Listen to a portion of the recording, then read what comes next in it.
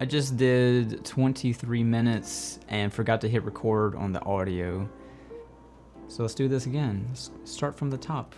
As promised in my last video, we're going to talk about organization. Organization is one of my favorite topics, and I think it's key for running a photography business or any kind of business really.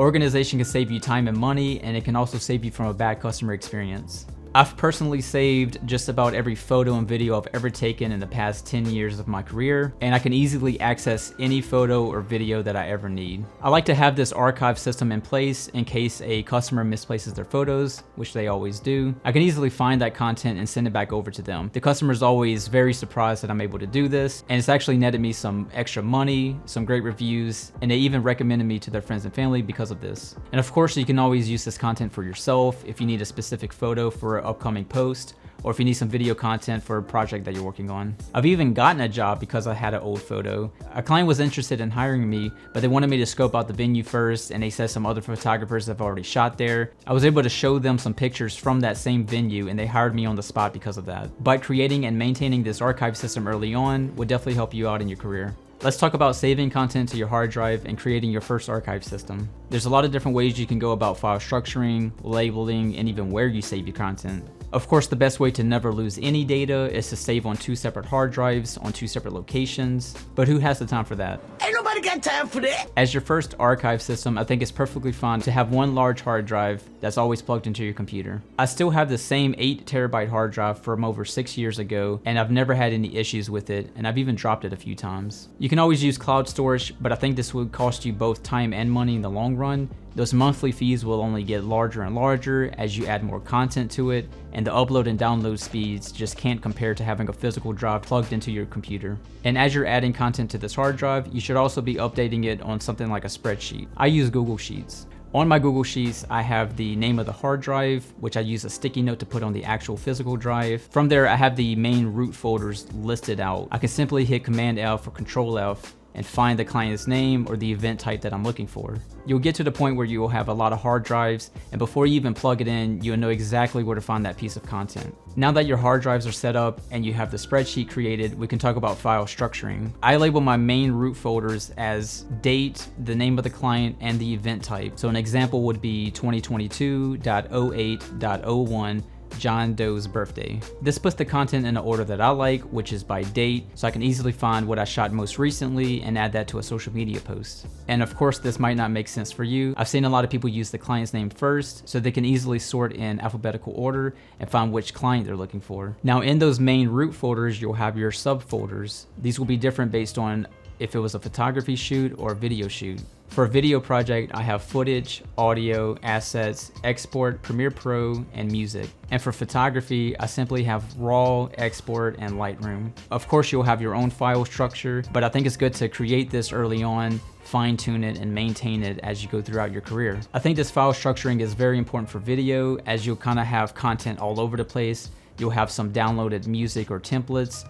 You'll have maybe some video content from a past project in a different folder, on your desktop, just content all over the place. It's good to immediately put all this content in these folders, even if you have to copy it, so that if you need to access a project from several years ago, you can easily open that project up and locate any of that content, even if it's been moved around on different hard drives. I can go into a video project from 10 years ago that's been moved around 10 different hard drives and easily open that project file and locate that content. Anyway, create a file structure and stick to it. Hard drive speed will also play a role in organization. Having a large, slow hard drive is great for storing completed projects, but you'll need a fast SSD or M.2 to work off of. I recommend getting an internal 1 terabyte or 2 terabyte if you have the money. That way you can work on a few projects at one time, and then once those projects are completed, you're offloading those to the archive hard drive. So something that I do and recommend is you're putting that content on the fast internal hard drive, then you're working on the project, then when the project's completed, you're putting all of that content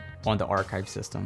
Keeping up with this routine will make sure you never misplace any files, and clients can always rely that you'll have their content if they ever misplace it. And like I said, this can result in extra money, extra reviews, or even extra gigs. But organization doesn't start and stop with media. You'll also need to organize your clients, your payments, your scheduling, and much more. Paying monthly for a CRM will be useful one day, but when you're just starting off, it might be hard to pay that monthly price. I've used free applications like Google Docs, spreadsheets, calendar, Calendar and things like that for most of my career. You can use Google or Apple Calendar to keep track of upcoming shoots. You can use Google Docs or Word Docs to store your client's information, and using something like PayPal to create and send invoices and keep track of your money flow. And as you can see here, I use Google Calendar for just about everything in my life. It always keeps me on track and I never miss anything. In Google Calendar, you can have the client's information. You can even have a link to a Google Doc that contains the client's information, attach the address in there, and even share it if you're working with other photographers on the day of the shoot. Another website that I'll recommend is pixieset.com.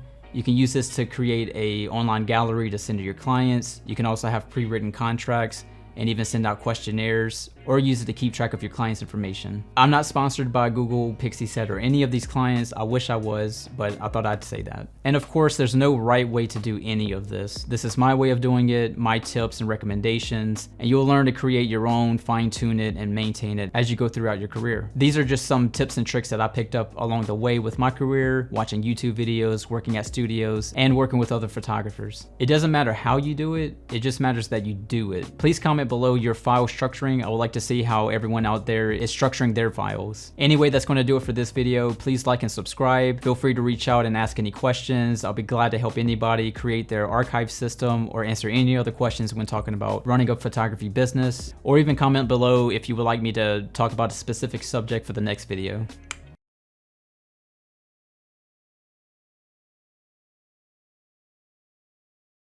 I just started using them and I think they're great. You can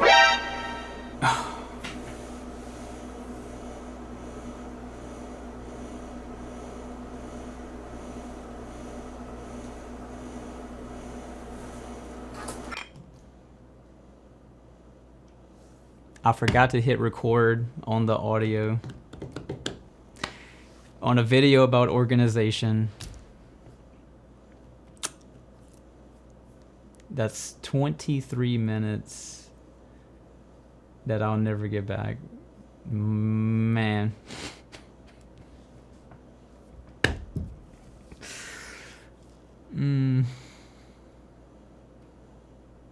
Oh. No, dude, no. Oh my God. Oh my God.